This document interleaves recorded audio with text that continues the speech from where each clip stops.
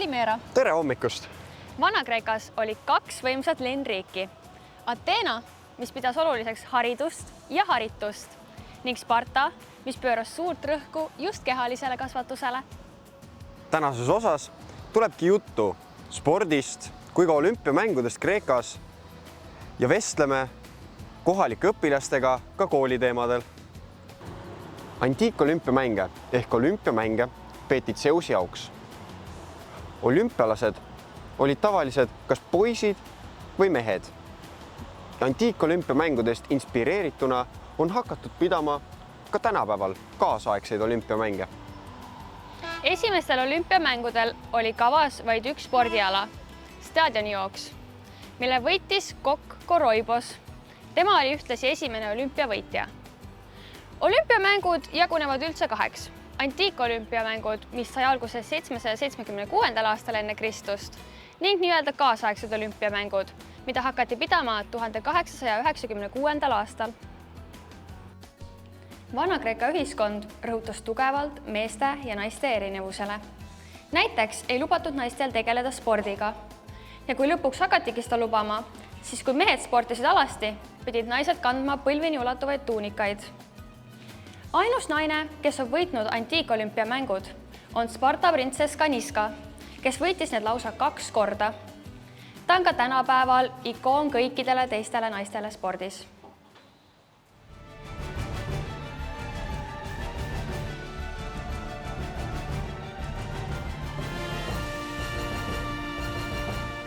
Kreekas on kohustuslikku kooli 9 aastat ja lapsed lähevad kooli juba 6-aastaselt. Aga Kreeka kool, see 9 aastat, mis neil on vaja käia, jaguneb 2. 6 aastat algkooli ja 3 aastat gümnaasiumi. Jah, te kuulsite õigesti, kuid meie gümnaasium on nende jaoks hoopis lütseum.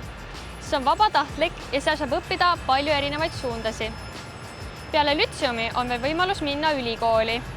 Meie olemegi nüüd jõudnud Ateena Akadeemia ette, mis on üks tunnustatum ülikool Kreekas.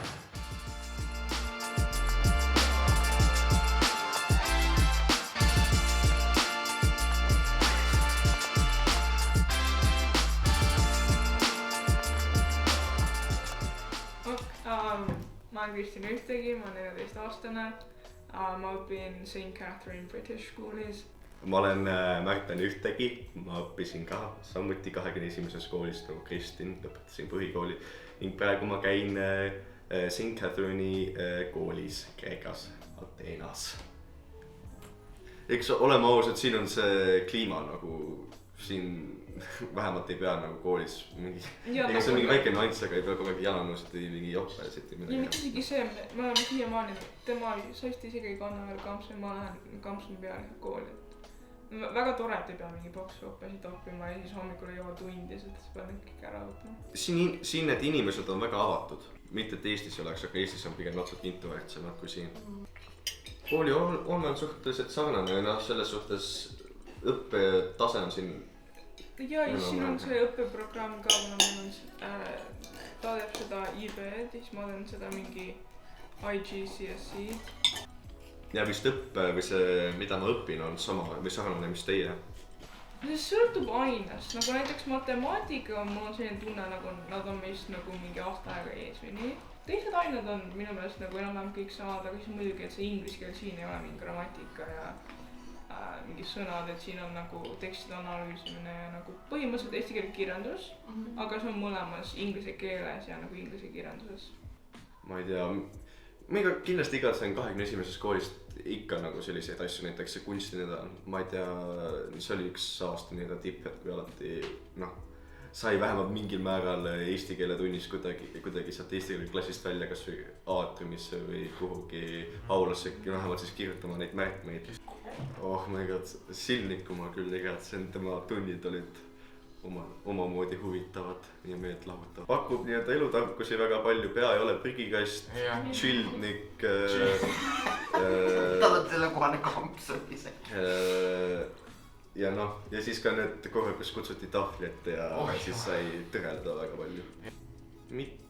Tere, head aega, aitäh. Jah, võib-olla paar üksikut sõna veel, kui tere, aitäh, head aega, hommik. Sarnased või meil igapäevaselt lõpeb fikseeritud ajal 15, 20, kell 3:20 lõpeb ja algab. Aga muidu jah, need tunnid on meil 40 minutit pikad ja 2 tundi nagu seda sama ainetund on järjest.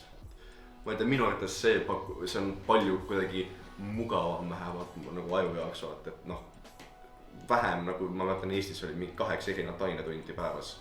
Ma olen tegelikult enne klassikaastaid küsinud ikka nad arvanud, et see koolipäev on pikk või lühike, nad ise ütlevad pikk. Aga see tegelikult on nagu palju lühem tundub. See kuigi iga tund on jah, kestab tund 20. See läheb palju kiiremini kui see, et nii nüüd matemaatika, nüüd ajalugu, nüüd eesti keel, nüüd mis iganes. Siin on tegelikult mulle on antud kodutööde graafik. Et igal päeval võib ainult teatud ainetund õpetaja sulle anda tööd. Mitte keegi ei jälgi seda vasti. On öeldud, et kodutöö peab 30 minutit võtma umbes. Õpetajad ei huvita, et annavad, võtab nii kaua kui võtab. Mul kooli alguses oli lihtsalt hästi palju. Nagu hetkel mul kuidagi vähemaks. Ma arvan, et see on seepärast mul see eksamiperiood hetkel. Või noh, nii-öelda eksamid. Aga muidu ma arvan, et Eestis oli lihtsalt see raskem, kuna sul oli nagu palju rohkem tunde. No, kui sul on iga see topelttund on 1 aine, siis sul on 5 ainet milleks õppida. Ja tavaliselt ei ole kõigeks 5 ainult mingi 1 või 2. Mul on väga vedanud kodutöödega. Mul on ainukene, kus peaaegu igaks tunniks antakse kodutööd on keemia. Ja matemaatika on ka. Aga ma mõtlen praegu kergemat matemaatikat selle tõttu ka, et ma umbes nädala peale veedan mingi tund aega matemaatikat kodutööd teha. Ma pean tunnistama, ma kahetsen enda seda valikut ja ma võtsin selle kõige lihtsama matemaatika, et ma vist praegu ka vahetan oma matemaatika natuke keerulisemaks.